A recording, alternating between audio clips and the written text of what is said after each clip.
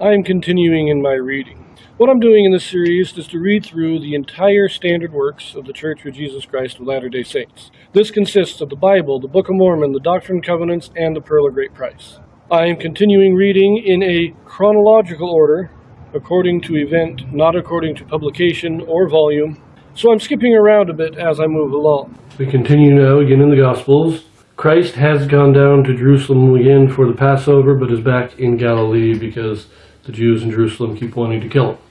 And it's not time, so he stays in Galilee. He's kind of centered in Capernaum in the northwest, but he does travel around a lot and he teaches the people. We've read many miracles, many sermons, all that stuff. Our last reading, we had some Jews from Jerusalem, I believe, coming up to Galilee to hear him and contend with him.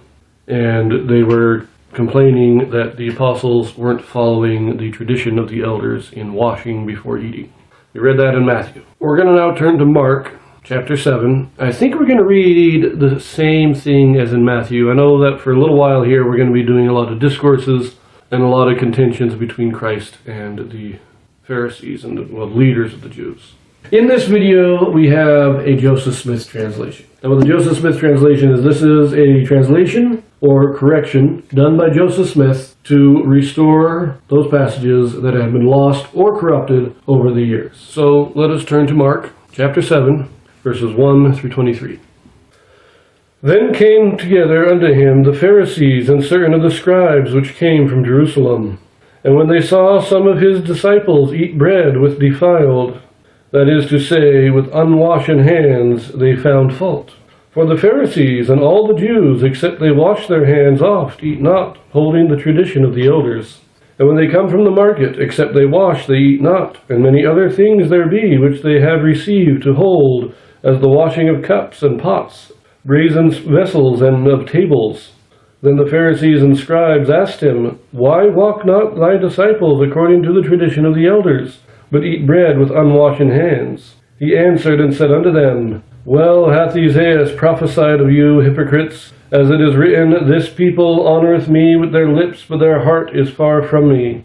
Howbeit in vain they do worship me, teaching for doctrines the commandments of men. For laying aside the commandment of God, ye hold the tradition of men, as the washing of pots and cups. Many other such things ye do. And he said unto them, Full well ye reject the commandment of God, that ye may keep your own tradition. For Moses said, Honour thy father and thy mother, and whoso curseth father or mother, let him die the death. But ye say, If a man shall say to his father or mother, It is Korban, that is to say, a gift, by whatsoever thou mightest be profited by me, he shall be free. And ye suffer him no more to do aught for his father or his mother, making the word of God of none effect through your tradition, which ye have delivered, and many such like things do ye. This is basically the same as we read in Matthew. The Jews come up from Jerusalem, the Pharisees and scribes. These are the religious leaders. The scribes are kind of the keepers of the law. They're the ones that study the law and tell you what it says. You know, they're the learned people. The Pharisees are religious leaders, but they're not the keepers of the law. And they come up and they're, why don't you follow the tradition of the elders? And Christ says, you don't follow the law. Your tradition breaks the law of God. Why follow the traditions of the elders when they are not in line with the commandments of God? But it's all basically what we read in Matthew, with the exception that you do note in the first few verses, Mark is explaining what the tradition of the elders is. He's telling you this is their tradition that the Pharisees had. Why is he doing it? Why do we get this explanation in Mark when we didn't have it in Matthew? And this is where we see again the audience of the two authors. Matthew's writing to the Jews. He just references the tradition of the elders. They'll know what he's talking about. Mark is writing to the Romans or the Gentiles, and just saying tradition of the elders, they wouldn't have any idea what he's talking about. So he has to explain it. He says, this is what the tradition of the elders says. The other small note there is where Christ says, Many such things do ye. In other words, the tradition of the elders, it wasn't just in this one point that they're using their tradition to circumvent the law. He's saying they do it many times. Many times throughout their tradition, they use their tradition to circumvent the laws of God. Let us continue this now, verse 14. And when he had called all the people unto him, he said unto them, Hearken unto me, every one of you, and understand. There is nothing from without a man that entering into him can defile him, but the things which come out of him, those are they that defile the man. If any man have ears to hear, let him hear. And when he was entered into the house from the people, his disciples asked him concerning the parable, and he saith unto them, Are ye so without understanding also? Do ye not perceive that whatsoever thing from without entereth into the man, it cannot defile him? Because it entereth not into his heart, but into the belly, and goeth out in the draught, purging all meats. And he said, That which cometh out of the man, that defileth the man. For from within, out of the heart of man, proceed evil thoughts, adulteries, fornications, murders, thefts, covetousness, wickedness, deceit, lasciviousness, an evil eye, blasphemy, pride, foolishness. All these evil things come from within and defile the man. Once again, just what Matthew told us, nothing new. This is really just repeating, although I seem to recall that in Matthew they did mention that the Pharisees were offended. The disciples first came to Christ saying, Don't you know that what you said offended the Pharisees? And Christ said, Oh well. So we are missing that, but everything that is here is also in Matthew. So now, let us look at the Joseph Smith translation for Mark. And again, most of it is going to be minor grammatical corrections. So for instance, in verse 2, this is an interesting one. Because where it says, Eat bread with defiled, that is to say, with unwashen hands, Joseph Smith puts this in parentheses. So we have, eat bread with defiled hands, that portion that is to say, with unwashen, is put in parentheses by Joseph Smith. Interesting. In verse 3, instead of they wash their hands, it is they wash hands. In verse 4, that beginning clause, and when they came from the market, except they wash their bodies, they eat not. So when you're coming out of the market, the tradition of the elders wasn't just to wash your hands, but to take a full bath before you eat anything. Got to wash the dirt and filth of the marketplace off before you can eat. In verse 5, the word then at the beginning is changed to and the Pharisees and scribes asked him, and later the tradition is pluralized, traditions. In verse 6, he changes Isaiah to Isaiah.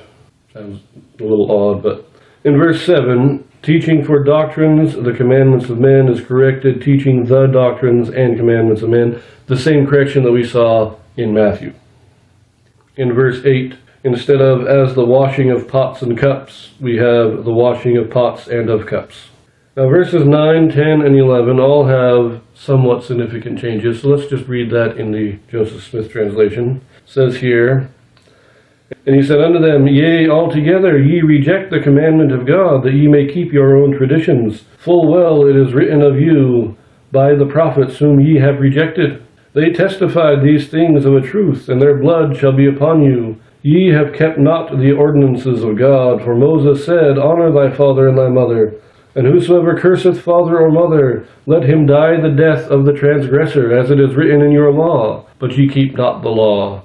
Ye say, If a man shall say to his father or mother, Korban, that is to say, a gift, by whatsoever thou mightest be profited by me, he is of age. Now that one I find very interesting. It's, again, just telling you you're not doing the proper ordinances, you're rejecting the prophets, all that stuff. They're supposed to die the death of the transgressor, as it is written in the law. But that last one, he is of age. That's saying your adult children only have to give you money, and then they're free, that they are no longer under your authority. He is of age. In the modern day, this is a very common attitude. He's of age, he's 18, maybe he's 21, whatever. They're free of their parents, they can do whatever they want. And, in our modern society, that is true. But under the law of Moses, that was not exactly true. You still were under the patriarchal authority of your father and mother. They had, until they died, some authority in your life. And the Jews are rejecting this. They say, oh, well, you paid him off, basically. I find that phrase there, he is of age, to be very, very interesting. How many people in the modern day actually honor their parents once they have reached adulthood? Anyways, we got a few more here. In verse 14, we take out a couple of phrases. So it now says, And when he had called all the people, he said unto them, Hearken unto me, every one, and understand. Nice, simplified version. Verse 15, we got a few additions. So it now reads, "There is nothing from without that entering into a man can defile him, which is food. But the things which come out of him, those are they that defile the man that proceedeth forth out of the heart." In other words, you can't be ingesting poison and not expect it to affect you. But food, you can eat whatever food you want and it's not going to be harmful. It's not going to defile you for eating. Verse 17 says, "Now entered into the house from among the people."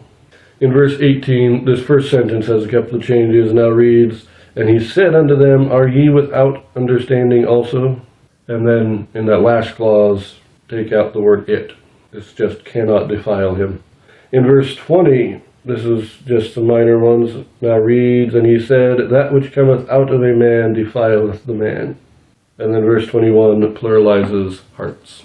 It's got some interesting changes there. I do like that change of "he is of age." That seems to be a significant change. But I'm going to leave that here, and I believe we're turning back to Matthew. I can't quite remember, but I will see you in the next one.